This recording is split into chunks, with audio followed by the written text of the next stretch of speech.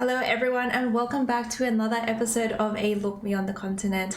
My name is Emil and together with my co-host Ezris, we are doing part 3 of the Price of Power card tier list. It's always a tongue twister for me for some reason. We have done part 1 and 2. If you haven't seen that already, go check it out and make sure you subscribe to our channel to know that when we come out with another video. But let's get straight into part 3, Ezra's. This kind of segment has taken us a little bit longer than we expected, so we'll try to finish this real quick for us because we actually have the new cards coming out later today. Well, I think it's tomorrow for you, but yeah, it's going to be later today. Are you excited for the new cards? I believe it's like less than 12 hours for me, so yeah. Yeah, it's not long at all. So we are trying to wrap this up and, rate all the cards we've been playing with for quite some time now. But yes, we have Self-Eater. That's the next card we have up next. I mean, this card was very good when it came out. We had, the very busted relics um at the beginning of the expansion.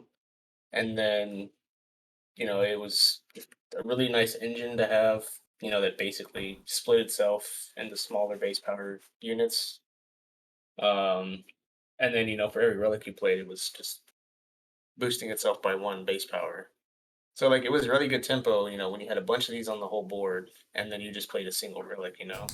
So you'd be getting the relics value from the hand that you're playing, and then also whatever it is on the board, however many of them were on your board. So I'd say when it was good, A tier. Now possibly maybe a B, just because I think they did reduce the base power of it, right? Yeah, Yeah, it used to be a stayed that way. 6 and now it's a 5. yeah, so like it only lets you split a few times unless you play a couple relics to build it back up. Yeah, I agree with you 100%. When it first came out, obviously we played Relics with Mamuna and Gurney with Corinthia, and then it got nerfed and went down to a 5. So it meant you had less copies of the Self-Eater. As you said before, it would boost its base power by 1 every time you played a relic, which was pretty awesome if you ask me. It was just a whole lot of points. But I would agree with you. It's probably B now. I don't think it's the worst card. It's still a lot of points though. Like when my opponent plays this card, I still know that it's gonna be worth a lot. But I think B is fair. So yeah, we have another relic member of the family. She who I think knows. it's yeah, she's the mama, right? She's the mother of the crones. So Uh, she got nerfed as well, didn't she? yes. I think it was her provision cost that got nerfed. Potentially because Supervision. yeah, she's a lot of carryover because she obviously gives resilience to the um highest power unit on your side. You had to have Sabbath for this to work though. But you would always this is kind of like a round 1 or 2 card that you would play so that you would have the carryover. Look, even with the nerf, I still think she's quite good. I would say she's an A. I don't know if it's S. Like I don't think it's something it's like a must include in a monsters deck, but I definitely think she is up there. Yeah, I agree. Yes. Her being, 10 just alone, and then also, 10 for the next round, should you have the Sabbath, kick in, Mhm. for her carryover. Like, that's 20 points. It's still really good for her provisions. And if you're really lucky, being able to, keep her going for the next round, too. Yeah. I've actually done it myself personally. It's a good feeling when you're stick, but most of the time people are gonna hard target her, move her some way, lock her, damage her, or whatever. Because it still considers her power as the highest in terms of base power. It's not current power, I believe. Mhm. So Yeah. yeah, Yeah, she's yeah, I would say she's probably an A. Yeah, like you were saying. mhm. All right, so the next card we have is Simless. Personally, this is a favorite card of mine. I think it's a lot of people's favorites, to be honest. If you don't remember what Sinless does, I think he's 12 or 13 provision cost. I have to double check that. But he is pretty up there in the provision cost. He's 2 base power, but he plays all copies of a bronze special card from your deck. So it's just thinning. It's a lot of points. The options here are, there's a lot of different ways you could play this. But yeah, I definitely think this card is probably an STR. It's pretty powerful. I would say it, like I've seen it in every Scoia'tael deck. I think it's just it's just such a good card. Yeah, definitely an auto include card. Just like you were saying, just because it's a lot of points, especially being that Bountiful Harvest came out also with this expansion, and that just seems to be the new card to play it with. It used to be, Rebukes or Circle of Lives or, Purify or Dryad's Caresses or Temperings, but since Bountiful Harvest came out, that's like, those 2 cards just go together perfectly. Or, people make, non-devotion decks with Sigmas as well. I've seen Lacerates, Owl's Thunders, like it can literally be anything. That's like what's really nice about Sigmas is because it doesn't say it has to be bronze Scoia'tael cards. It's just bronze cards in general. Yeah, exactly. So I think it's got, a nice synergy with Alyssa Henson as well, which we actually put as a D tier. But, if you play these 2 in conjunction with each other, so you're able to replay those bronze specials that you've had in your deck. One point I wanted to mention, obviously when we filmed part 1 and 2, we didn't have the new patch notes for the next patch, but we have a little change to Bountiful Harvest. What do you think of it now that it's not just a Dol Blathana unit that you're going to get? It's going to be any elf from the Scoia'tael deck. I personally think because now the pool's going to be bigger, you're going to get some random elves appearing. Yeah. So it's it's not like that guaranteed you'll get a sorceress or a whisperer. You might just get like an officer.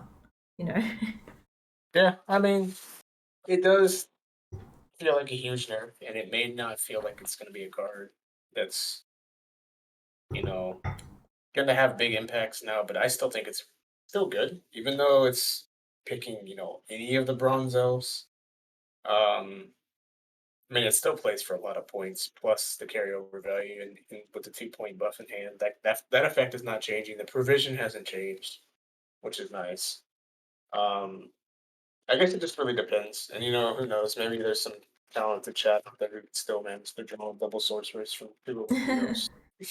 Well, speaking of the sorceress of Dol Blathana, she's actually the next card. Yes, so this card definitely would rate it as an S.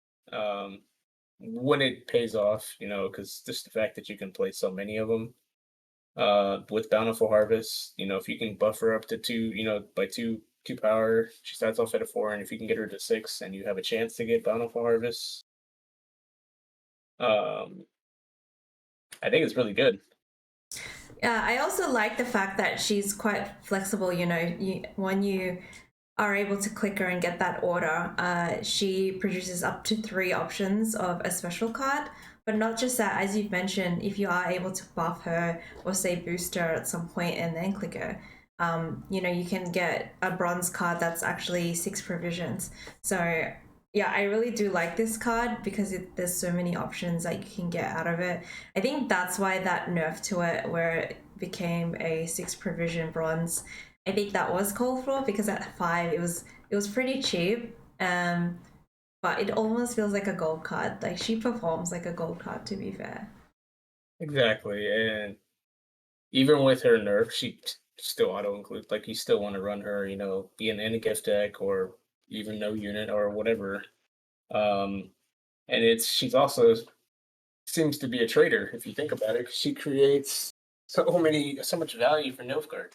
Oh yeah, I was gonna say when I play as Nilfgaard, I know to copy this. Yeah, like I always put an instant spy on it. I'm like, yep, that's mine. Yeah, or even an informant, because the fact is they're similar, procs when you just get Copy her. and then also from her When special order. yeah, so she's pretty awesome. Let's talk. Speaking of her, I want to talk about the play that was it Cybers Oh, in the or World I can't Masters that remember. we just had on the weekend. Yeah. Was it? I think it was. No, who was it? I don't know if it was Cybers. Maybe it was Akela. I can't remember. Tell me the play, and I might be able to tell you. So he copied. I forgot how he. I don't know how he did it, but like somehow he copied Chapter Wizards of Angeline, and then he copied the sorceress, and then he was able to spawn a second copy of sorceress with. Oh, that Chapter. was Cam's. Okay, it was Cam's. Okay. Yeah, because he. I couldn't remember who exactly. Yeah. He was able to get a Chapter Wizards, and then he put down because he was playing Scoundrel, and then he put down the sorceress, and then because he was Chapter, he got a second copy of it because it's a mage. It's not limited to a Northern Realms mage. It's an any mage, Yeah. right? So he got a second copy of it, and I remember seeing that, and I was like, "That is Pog." Right? I was like, Yeah. okay, that is definitely not a line I've ever seen before. Yeah, well, That's it's only just not something you would something you would see. see. Like not many people play. What's it called? Angolem. Golem. Yeah, not many people play Angolem, and I think because the fact that Angolem was able to get a chapter. I mean, like let's just quickly talk about the Masters. I really liked Cam's decks. Like I thought they were quite spicy and interesting. Obviously, he didn't progress to the next round, but I thoroughly enjoyed watching. Like it kind of like felt like watching, homebrew versus meta deck. And No, so yeah, like it was, that's what it is. epidemic. I don't think I've ever seen that card before, but it totally made sense to. It's like he basically built. I'm going to build a deck that's going to tech against all the meta slaves. Yep. Like I mean that epidemic, did play for what, like 10 points because it killed a buffed up what do you call it? Was it a melee kid, right? Or was it the Might be one of the students, adept? yeah. I know it was a student, but I was just like, wow, everybody's gonna run epidemic now. I was like, because this card just gets through a defender, and it doesn't matter what type of patience value it had, it killed it. I was just like, wow, Yeah, the weirdest special card. I know, but I thought it was, it was definitely like a 5-hit play. But yeah. Moving on to the next card, we have Tears of Siren. Now, I don't think I've played this unless, it's been spawned from maybe a Lydia or like, something in Rain.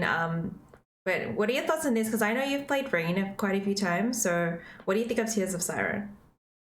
I mean, it's really good if you know, have benefits from like Messenger of the Seas, or it's you've already stacked like a bunch of rain to, damage your opponent's units or whatever. But as a special card standalone by itself, like if you're playing it strictly by itself, no, it's not very good. But if it's coming off from Fulmar, then it is good because it's going to be converted to Storm. I don't know, maybe like a C tier card. C, Because it D. is, it's kind of like you're spawning. What is it? I believe 2 turns of rain plus a 2-point siren. Mm-hmm. So it's basically like a 6 for 4. Mm-hmm. I believe. I think it is 2 turns of siren, the rain, and then plus a siren. Yeah, I Now, guess. I mean, granted, it just depends on how it's being used. Yeah, I guess what you were saying before, if it was played with this card, if you had this scenario, but I guess like as a standalone card, it might not be the best. I think it's just because it has synergies with the other cards in the Rain archetype. I think C is a fair rating. I can't say too much about it because I honestly don't play with it much. So I'm gonna trust you on that one and rate it as a C. Yeah. Um, So moving on, right? yes, we have teleportation. Teleportation. I like this card. I get this card from Gerhardt if I'm gonna play him, straight away, and I don't mind Yeah. it if my mages. I typically play on like alumni, but the only other time I've really seen this card is with Mill when It's the with Mill, yeah. yeah, when they want to reset their Kingslayer. Yeah. I mean, that's pretty much, yeah, the only time I've ever seen it is with Mill. I don't think I've ever seen somebody play alumni or play it with Gerhard just to reset their alumni. I think they've always just they go for practice makes perfect off of Gerhard. Mm-hmm. Um, I don't know. I'd say maybe it's D, C, some. I don't I know. think It's I kind of would hard to rate probably, this card. yeah, I'd probably put it as D. Maybe we just haven't, because we haven't seen it played with other cards. I think we're rating it at that level. But I think for now, let's just put it at D. I don't think it's the Right. worst. If I compare it to the other cards, I don't know. I think there's other specials that might be better than this. Mm-hmm. Yeah, because it just resets the bronze unit, and those are probably the only two scenarios that I personally would play it in. I'm sure there's viewers out there that have come up with creative ways to use this card, but as far as I'm concerned, I haven't seen any other ways. Yeah, like I mean, it's like I said, it's just one of those weird tech cards kind of thing. It's nice, to, be able to replay a unit or reset its power. Mm-hmm. Um, but that's about it. It's basically, just a defensive spores and a replay value. Now, granted, it just depends on what you are trying to reset. If it was like something like on a Bear Witcher, maybe okay, maybe I could see that as good, but I don't know. Yeah, I don't think people really go out of their way to include it in the deck, though. Right. Mm. So moving on, we got the Vanadine Turncoat. I believe that's her Yes. name. Yes. Uh, Look, I like the fact that she puts a spine tag. She is a bit of an engine. Um, I wouldn't say she's the best card. Like, I still think because of the assimilate value, people have favored the Mage Torturer to put spine tags on. Hmm. She does one ping, but she is limited to the unit that's got spying on it. Right. So I I mean, it's kind good. yeah, I think for me, this card would probably be a C. Yeah, because I mean, it is an engine, a damage engine, and it does have a cooldown. Mhm. Um, I guess it is good to control. It just depends on how you use her. As long as you're like actually effectively like putting on a lot of spells, Mhm. uh, then maybe it is good. But yeah, like I don't think she's not really ever going to be used over a torture like we were, like you said earlier. Yeah, I think so. The card art though Um, is amazing. Like the premium version of yes, this, very very nice. So kudos to the artist. yeah, I would say she has a really good premium. Next up, we have Like, Scoundrel. Uh, do you remember when this card came out and what people's, do you remember what people were saying when it first came out, and then when we actually went to go play it, it was totally different to what people expected. yeah, like I don't know. People just like compared it to like a really bad, you know, spender. It's kind of overpriced. You know, I don't know No, I because remember. No, it's what I remember is people were saying, "Oh, this card is so busted." That's what I remember people saying because it had a 12 base power, and you could, anything that had bounty on it, and you could pull out a bronze unit from your opponent's deck.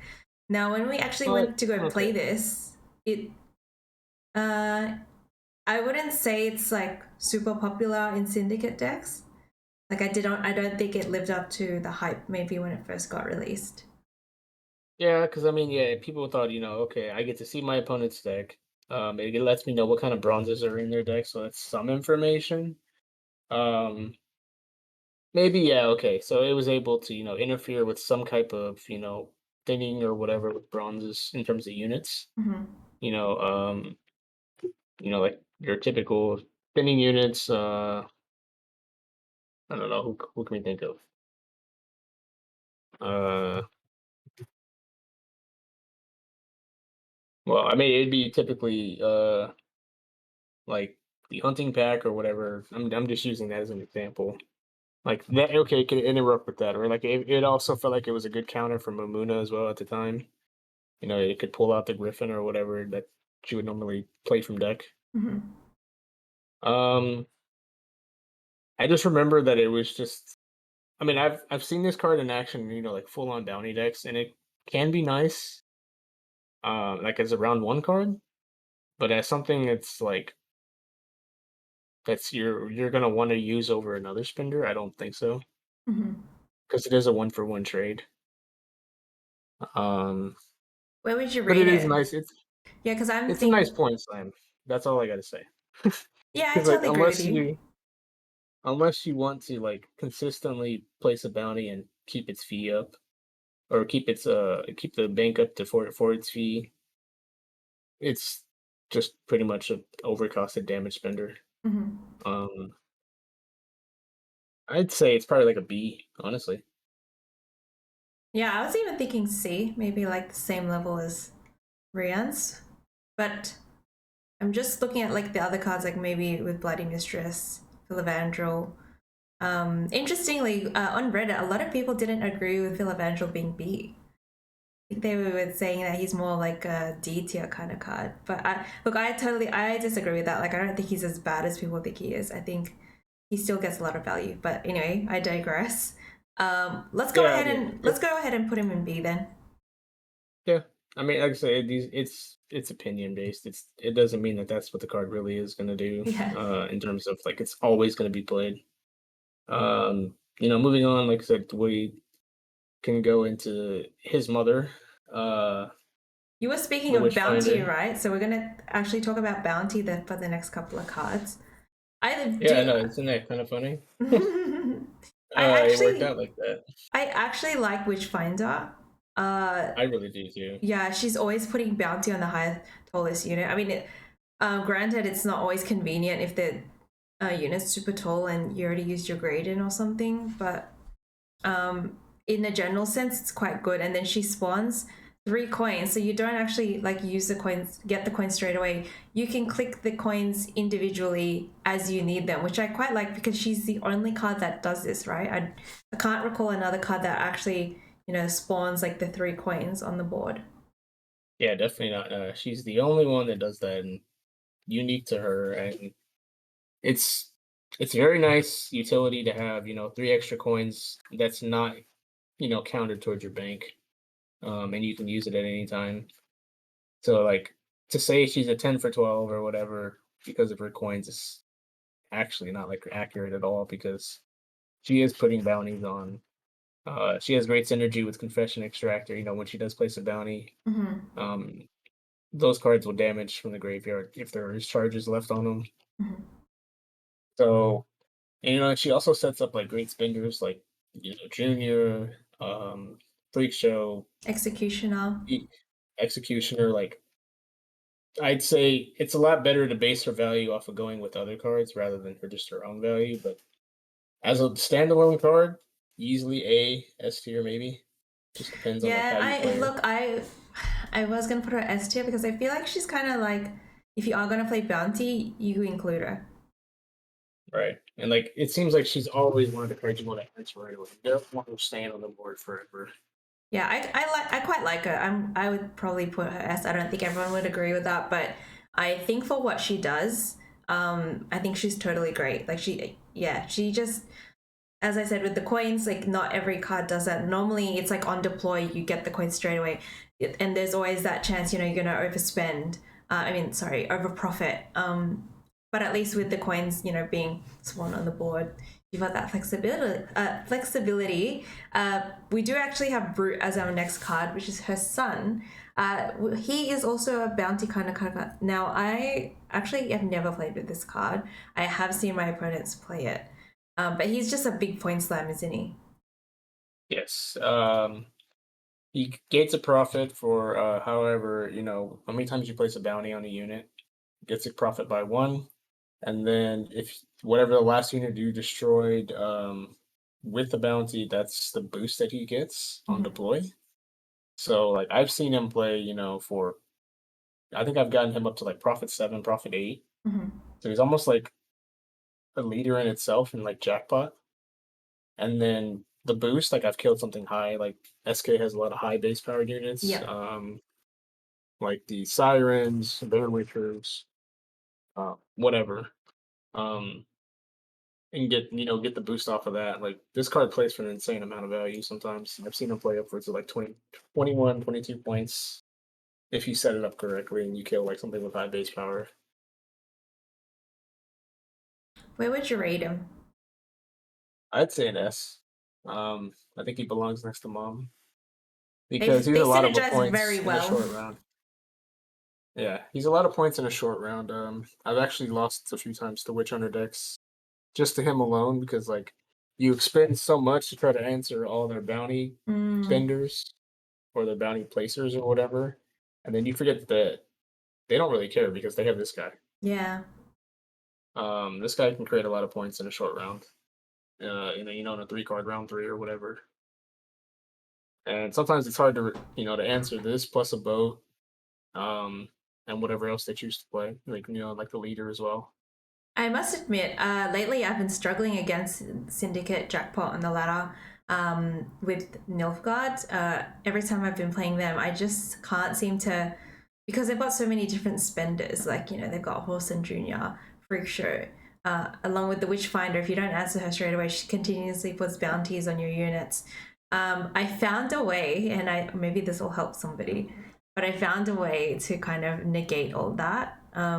Obviously, it depends how you play the first round and second round and what you got in your hands. But what I did in round 3, and I knew they had this Witchfinder on the board, I just kept boosting my Veiled unit, which was the Mage Torturer, and I already knew they used Graydon, right? I got the Graydon out of them in round 2. So I kept boosting my Veiled unit as tall as possible. And she kept putting she couldn't put bounty on it because it was Veiled. So that was one way I kind of won against it. It was very close, but that's one way I won against it. Because I do find it hard to, like, they've got so many removal just with, because they keep getting coins. Like, they don't really, there's no shortage of it. Mm-hmm. Yeah, like I mean, it's very hard to rate a lot of these cards, especially the Witch Hunters, at least the legendary ones, because their value is something you really just can't place like a permanent value on. Okay, I know how much he's gonna play for. It constantly fluctuates. Like how much they're really gonna play for because of bounty. Mm, But they are gonna get it. They are worth their provisions. yeah. We have another card that I feel that has been pretty much in everyone's deck. Well, not everyone's, but most decks. And if you recall, we did episodes on rating the cards before they even came out. And remember, we weren't sure about the mushy truffle. Like, I think we said it was going to be good, but then No. Let's rewind on that. Let's say I wasn't sure. oh. I was completely in the wrong about this card. You definitely proved me wrong. Yeah, I think I did say this was going to be a good card, and I think you said, "Oh, I'm really not sure about this card. About the bonded stuff." Yeah. But it's actually turned out to be insane. Yeah, instant S tier. Yeah. Nothing else needs to be said about this card. We know what decks it belongs in and how much value it really plays for, especially with Gwent. Like it's insane. Like this card is just too good. I've been fortunate enough to, like play with Nilfgaard, and if I ever got this from Double Cross, I knew that I was playing this right away, just because it's 2 assimilate procs. And if I was able to put a spy on a Dwemer or whatever, and against a Getty matchup, I knew it was going to play for a ton of points again. So yeah, there's nothing you can say wrong about this card. Like it's just, in my opinion, it's definitely one of the top 3 cards that came out of this expansion, Oh yeah, hundred along with percent. Terra Nova and then the Alumni. Mhm. Well, okay, let's say top 5. It'd be Terra Mhm. Nova, Alumni, Fucusia, Mushy Truffle, and then maybe Simlos in top 5. Yeah, I think my top 5 would be very it could be quite similar, but I don't know if I could do a top 5 because I honestly the cards that we put as S tier, my absolute favorite cards to play in the whole Price of Power expansion. A lot of the A's as well, and then and there's a reason why they're up there. But yeah, definitely Mushy Truffle has been a lot of fun to play with, and obviously, as you said, you can reset it with Twin Viandra, so it's just a lot of points. And provision cost wise, it's not as expensive as like a chapter of wizards or perhaps even a scenario. So yeah. Yeah, yeah. It's like I said, it's always going to get a ton of value. It's like its own mini scenario sometimes because I think I just played this morning and I ran, the battle trance list. I didn't even care that I played, Getty in round 2. I had this in round 3 plus 2 Dwems, and then I had one preacher, and they couldn't answer it. So I played this first, spawned a preacher, then played the other preacher from hand, and then I clicked on Mushy, spawned or Mother came out, and then I just played both Dwems, and I had 46 points, and I was like, "What's up?" Like a lot of bronzes, like just alone, don't play for that much value, but this Yeah. card just carries you through an entire round. Yeah, because it's out and the Golden Froth is alchemy too, so really Yep. does play well with battle trance. Moving on to the next card, we have the Lesser Witch. I've actually played a little bit with this card. I did try Lasterlin's deck list from Monsters earlier this season, and this included it. Look, it's part of the bonded units kind of card that will synergize with Mushy Truffle, so you can play 2 of these and then maybe 1.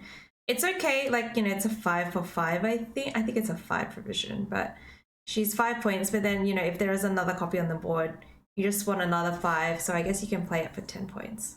So I don't think it's a horrible card. I'd probably put it as like a C, just because I wouldn't say that it's super popular or anything like that, but it's not, I don't know if C is unfair, but that's just how I feel about it. I just think maybe it's a C card or maybe even B, but what do you think? Yeah, I guess it's good tempo. You have to have one. You have to same thing. They have to be bonded. Um, it's like another little self eater engine, I guess. 'Cause it is spawning another copy of itself. It is a good way to make a relic pocket quickly. Mm-hmm. And then having to wait, on like a turn with self eater. As long as you have another one already on the board, then it's instant deploy right away, and you get Mm-hmm. that relic from the pocket value. Mm-hmm. But yeah, like it is just always mostly going to be a 5 point card, unless you find some way to make it bonded. So C or B? I'd say a C, yeah. Okay, let's put her at C. Illusionist. Now this one's assimilate as well, but I wouldn't say that it was considered to considered to be included in the meta deck list of the Nilfgaard assimilate that we've seen recently, especially in the Masters. What do you think of Illusionist? I think it's kind of like it works better with I guess in like meme decks if they're trying to copy something from the graveyard. The trouble with this card too, I don't know if it's just me, but especially when the round ends, I can never figure out what's the last card that went into my opponent's graveyard, and I just forget, like I don't pay attention too hard. Yeah, I think it's kind of random. I mean, I don't know if it's random. I don't know. Actually, because um, most of the time I've never really seen somebody click it after the fact. They most of the time will click it as soon as something good goes into their opponent's graveyard, and it makes it tricky for him. So the Imperial, the practitioner, is a really good card when it wants to be. Uh, yeah, I've seen a lot of memes with him. I remember the first time I actually like really saw an insane amount of value from this card was somebody played like 5 of them with a Dharma and Megascopes, Mm-hmm. and then they like did Vilgeforce, and they put ball in my graveyard, and they had like 6 Yeah, balls. yeah. I've heard of that. I Yeah. was Yeah, I was like, what the hell is this? Yeah, I've seen someone do. I've had someone do Brathens for me, where they made like 1,000,000 copies of Brathens and put it on the top of their deck, so all they played was Brathens. Yeah, I think Sealy did that recently. I remember I was did watching her she? stream the other day. Yeah, and Yeah. everybody was like, "Is this the million Brathens list?" And like, she threw the Brathens in the graveyard, and And then then like made a clicked. bunch of copies. Yeah. Yeah, and then clicked, and I think she went into round 2 with like 7 Brathens. I was like, "This is so Yeah, dumb." I've had that someone do that. Look, I think for this reason, I'm gonna even put it at like an E. Like, it's okay. I just don't know if I. Maybe it's I don't just know. I me and like it. you. Okay, where would you I rate like it as it? a B. A Honestly, a B. B. Okay. Yeah, B. Because Should it's a we should similar we meet in the engine. middle? Okay, C. Okay, C. C. That's in the middle. I don't know. I just like the fact that it's in a split engine. It lets you spawn anything that your opponent plays. So, like, even if your opponent, like, it kind of makes them afraid to want to put stuff in their graveyard. Yeah, that's true. But Like, you can if they, also like get. I was thinking, I don't know if someone's done this, but like when someone uses a coup de grace and they could get like multiple copies of coup de grace. Don't know why you'd want to do yeah, that, but there's just that it's got that meme feel to it, and I think it's one of those cards that if done correctly, then yeah, you can play it some just makes brothers. sequencing a little different. Yeah. It's kind of scary. Like, okay, it's like, okay, if I play this, special card or this call punish, I'm gonna have to give up like a lot of points knowing that my opponent's about to make like 3 to 4 copies of it. Granted, who really needs 3 or 4, heat waves or whatever, but it's still kind of scary, like Yeah. this card can spawn anything Mm. that was last played. It does there is no restrictions to like a bronze only or whatever. Next card I don't is know. I like it. all right. So I think C would be fair. The Yeah. next card we have Rafah's Vengeance. Instant S tier. I just put it as. Yeah. I mean, this card is insane for what it does. It's now we know for a fact it's going up to 10 provision, so it's not going to be it's not going to be tutored by AA for next patch. No, but Um, not to give away any spoilers to anyone that may be watching, but there is a new card that is going to come out, King Hensel, yes, that he can actually tutor out the Rafads. I think it's him that can yes, tutor it out. So watch this space. yeah. So it's not really a big thing that it's losing to or that's losing from being tutored by AA. I think the real strength lies with their with inspired zeal when you're able to use its order right away and play a bronze unit from hand. And then it also draws a card, and then it also has another effect where, like, if you play Per Crew Pocket, whether it be with soldiers, and then it has a unique effect where even mages apply as a Crew Pocket for it. I think that's really neat because there is no other card like this in the game that allows you to have that changes like a tag specifically for it. Yeah, I absolutely love this card. It's probably one of the. Did you include it in your top 5? Because definitely it should be in the top 5. Okay, well, yeah. I mean, like I said, I can just say top 5. Like, okay, yeah, my It's top hard. 5 could easily be. It would It's definitely up there. yeah, it would be hard for me to do just 5. Yeah, like okay, top 10 easily for sure. Yeah, yeah. Out of this entire expansion, yeah, it would definitely be way up there. In the higher tier. In terms of like just how good this card is. It instantly procs siege as well, or double proc siege, which is crazy. You don't have to play just mages. If you want to play another siege engine, that's a crazy way to do siege as well. Good damage, even though it is random. The thinning that it has, the tempo that it has, like there's nothing wrong with this card, like in terms of what it does. Granted, its effect is broken, but just the value that it has is just very good. Speaking of mages, we have Meditating Mage up next. Do you remember when we talked about this card when it first came out? And before we could even play it, I think both you and I were like, oh, actually, we weren't sure. And then you said, oh, hang on, it's got the resilience plus the vitality, so it's got a lot of carryover. So when this was for when it had 4 base power, a lot of people were playing this card. And there's that infamous deck by one of the top players, that Yeah. spam this. Yes. Look, based on this card, like I had so much frustration with this card. I would love to put it as an F card, but I think that would be rating it unfairly. I think I think a lot of people had so much. Remember, there was even Reddit posts about like how to beat this because it was just so annoying. Like I actually stopped, GGing people that did meditating mages spam because I actually was like, it's just abusive. Like it's just annoying and it's just not fun to play against. Exactly. Like anytime I play this card, and it's like if I didn't have 30 billion removal cards, I just gave up. I'm like, okay, if they got their resilience to carry over, times 5, I'm like, all right, well, we lose. They just they play Tisea, they go down, 10 cards. I'm exaggerating, but it seems like they didn't care. You could pass at 7, 8, and they were gonna go down to 1 or 2 cards, and then they just played It'd be Tisea, fine. reset it all, get the carryover again, and then play, what do you call it? The mages cards. You know them, the R2s girls. Is Yeah, Aratu's Adept. that what her name is? The one that she boosts by 1 every time patient goes off. Yeah. Okay. Yeah, I think it's Yeah, Aratu's yeah. Adept. Yeah, like when they played that card, it was basically like the cold every turn.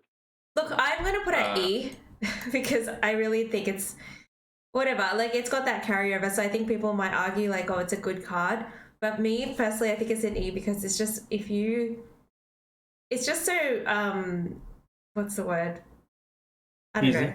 Yeah, it's just like it's not really creative, Like if your opponent just doesn't have removal, like you said, or even that, like at one point, because I kept running into this on the ladder, at one point I was just getting so annoyed about this card.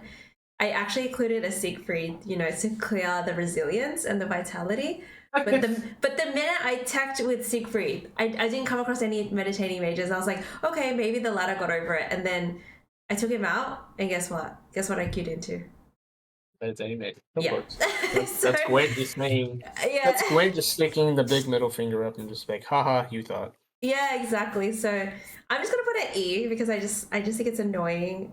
Look, and when it got nerfed to like a 3, I've barely seen it. Like I think it's just more played as an afterthought now. Yeah, it's for the people who really like. Okay, I'm just gonna be annoying today. Yeah. So moving on, we got Mr. Toe Fetish. Incubus. Or Incubus, yes. I never I really have not seen understood this card played. Yeah, I've seen it played once. I never really understood it. Like I get that it's like summoning, it's something. It's like a mini Witch's Sabbath, but a bronze unit of it. I don't know, like Should I just put it could here? be really good. It could be really good, and it could be really bad. Yeah, I think it's just true. It's just because it can pull out something good on your opponent's side, so I think that's why people have been hesitant to play it. So I'm just, how do you feel about me putting at E? I'm okay with it, honestly. Let's move on. Yeah. To Saya. Now, remember when she came out? People were like, kind of like they were like, oh, this card's a bit iffy, right? And then when the meditating mages came out, they're like, okay. And then with Letitia as well, they were like, okay. So I think Tisea is probably like a B because she's not like she has to synergize. I would say even a C. Yeah, for her being expensive as she is, I would say a C. Yeah, she's expensive, and then she just resets the order of, and you got to get the sequencing right. Like I think it just depends on what you're playing. So it'd be like, Letitia or meditating mages, or even perhaps the students if you really wanted to. But I don't see her played that often, and I guess it's because she is expensive. Right. There's better cards than her, basically. So yeah, I guess we can move on. We're going back to Scoia'tael just for a little bit. We have the newest, I guess, we could say the newest relic that's not part of monsters. It's Torque. Mm-hmm. Kind of really sane card. For every Yeah. hand buff that's Yeah, applied to it I really wanted doubles hand the buff to effect. work. Invigorate. Yeah, It just I didn't. really was really hyped that Invigorate Yeah. was getting support, um, and then it turns out that it still sucks. But Yeah. I Oh, mean, I don't know. Like, I really like Torque. me Like, too. I like his voice lines, and then also like just his effect is really cool. Just the fact like it's carryover times two every time. Mm. Um, so I'd say he's probably like a B. I would say just because he ends up becoming like almost like a gourd at Mm. sometimes. Mhm. I've actually seen him go higher than a gourd now because we know how the changes to gourd. Um, yeah, I mean, like I really like him. He's just a lot of points sometimes. If you can get a lot of hand buffs on him. I have nothing bad to say about him. It just sucks that he belongs in a deck that sucks, or a leader that sucks, I guess. Yeah, I was really trying to make invigorate work, but no dice. So moving on, we got Vanadine. Yeah, he's Um, quite good actually. Like I think he's an A, um, because I'd say E also, to be honest, because he's 6 did you say base B? power. Yeah, he's a 6 base power unit. Um, but the problem that I have with his ability, unless it's running like a full-on waylay deck, Yeah, yeah, you're moving 2 cards that could be way better, and you're just getting 2 waylays that could potentially brick. Especially if you don't get the death blow value. Even though he does trigger it anyway, it just still feels weird to have to replace 2 cards with just waylays. yeah. That's true. I mean, I haven't played with him that much, but when I've seen people play with him, I'm like, oh, that's cool. And then they do the whole similar into waylay kind of, pew pew. But I think B is fair. Right. I'd say B, if depending on how you're playing him. Mm. Um, Moving on to vigilantes or Yep. vigilante. I really kind of can't rate this card. I mean, it's full on bounty again. You have to play a bounty deck for it to be good. It is nice to have that 2 damage whenever the bounty is placed on any unit. Is it 2 damage or 1? 2. I thought it was 1. Yeah, it's definitely two because I saw it being played today, so I was like, oh, okay, that got a lot of value because I forgot who was. I think it was Spiro. He's playing his jackpot list and he runs this in his deck, and it was playing for a lot of points. Like I think at one point it did like 12 damage I swear it's 2 overall. because I thought it was 2 because normally people play. Yeah, it says Uh, whenever a bounty is placed on an enemy unit, damage it by 2. oh, okay. So it is 2. All right. Where would you But rate this most of the then? time, like a C. It just depends on like I said. Once again, it belongs into an archetype that's kind of meh. Um, but its effect is really nice. Like I've seen this effect pay off for a lot, especially if it's boosted up. And if you can get multiple copies of this card boosted up, it's kind of scary to have these cards stick on the board. I've seen somebody once play this with Edoran, and they spawned like maybe it was Bomblin. I think it was Bomblin. I don't know, but then they had all these vigilantes. So every time a bounty got played, any unit would just die. Yeah, that's cool. Like I like that effect. That was unique. I was like, no way, that's like a firing squad. It was pretty Um, funny.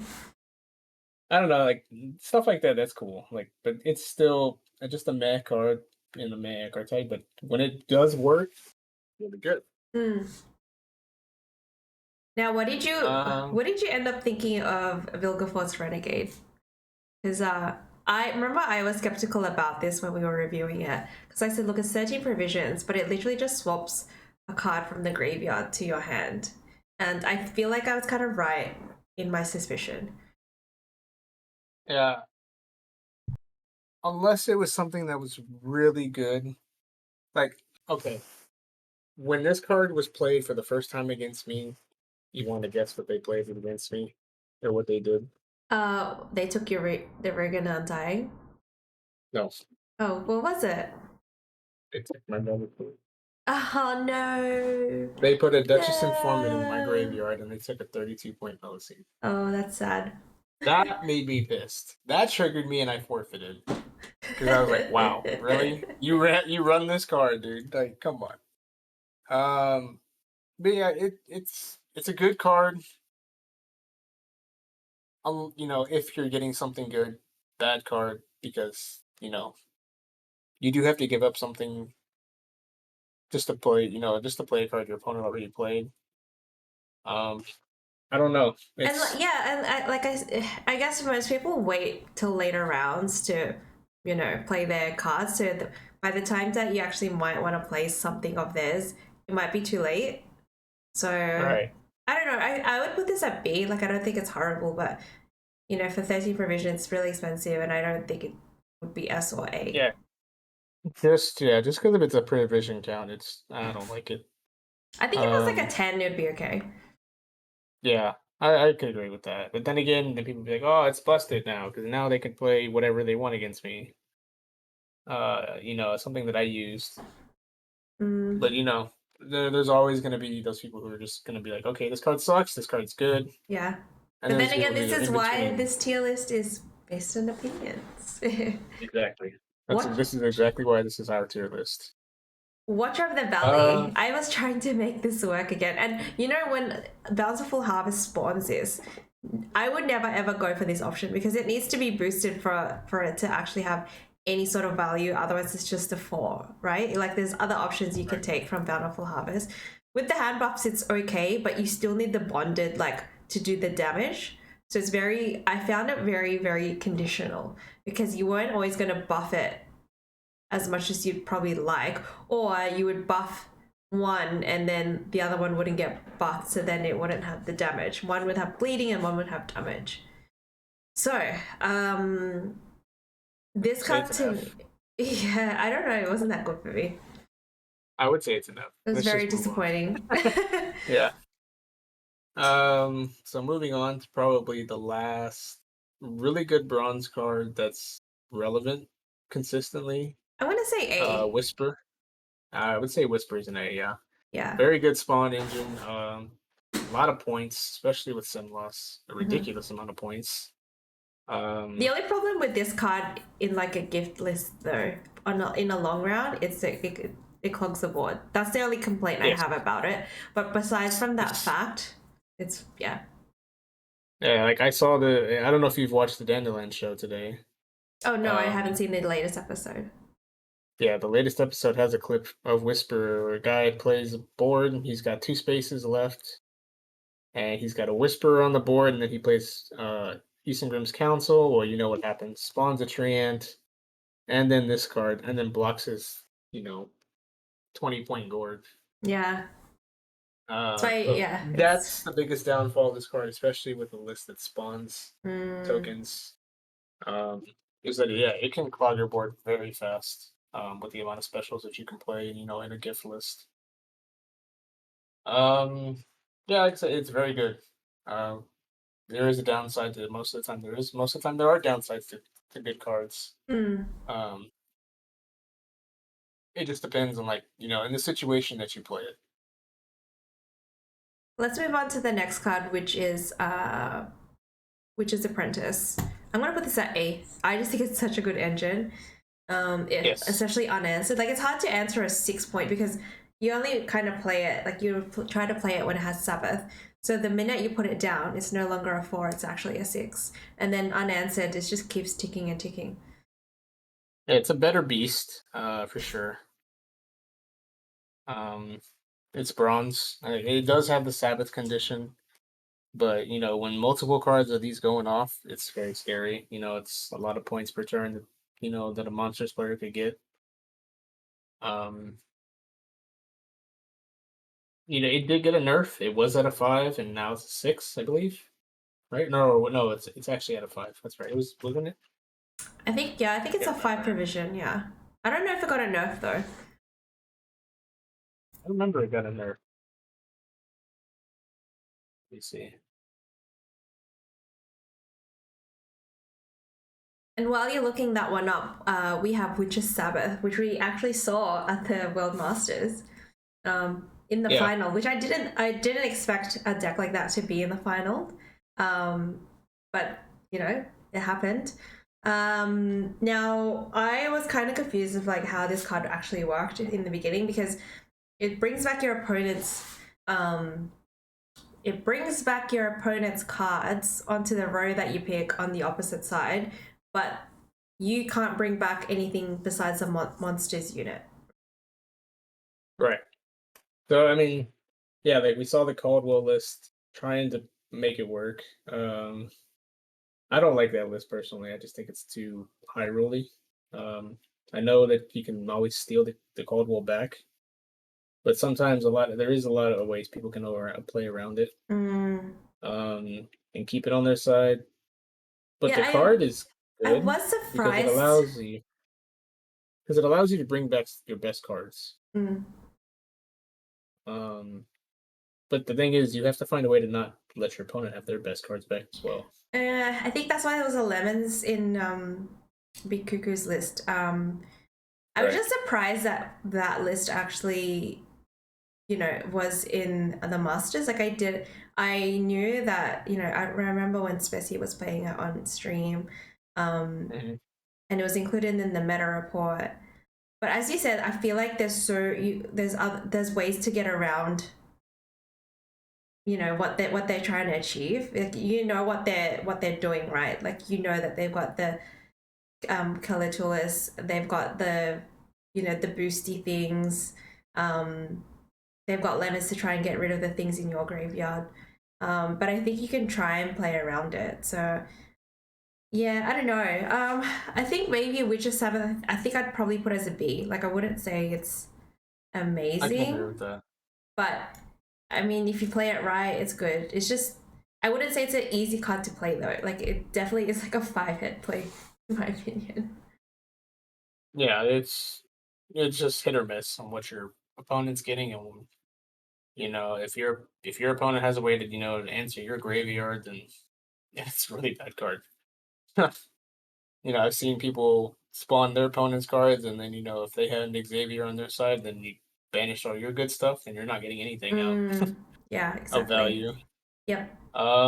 So yeah, moving on, we have the final card of our tier list. Yay! We're done. Yes. And it's not the greatest card. Yeah.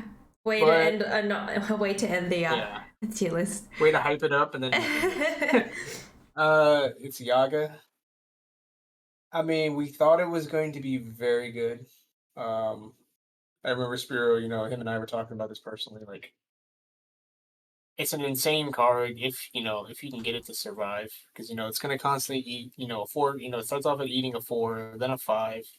Then it's 4 provision, right, and 5 provision. Yeah, 4 provision to 5 provision is where it gets a lot of value. Because it's able to eat on your opponent's side of the board and your side of the board as well. I know it's, like I said, it depending on how long it could stick, it could win you around, sure. But is it going to be played over something, you know, else? Probably not, because it is a 13 provision card. So, C? I don't know. I'd say it's probably like a C. Yeah, I think so. Not the greatest way to, you know, rate the final card, but it's not a great card if you can't get it to stick the following turn. Well, there you have it. We have our Price of Power card tier list. We managed to get through it all. It did take us 3 episodes, but yeah, there it is. I hope you guys enjoyed this episode. If you did like this episode, please give it a like and make sure you subscribe to our channel. As well as we are going to do, the next episode will be about the new cards that are coming out, which they revealed during the World Masters. I cannot wait to talk about these cards, because honestly, they all seemed really good, and I'm like, they're so exciting. So, yeah. New cards, and we will be doing that episode right now. Yeah, perfect. So, yeah, stay tuned, because we will be releasing both of these episodes at the same time. So, see you next time.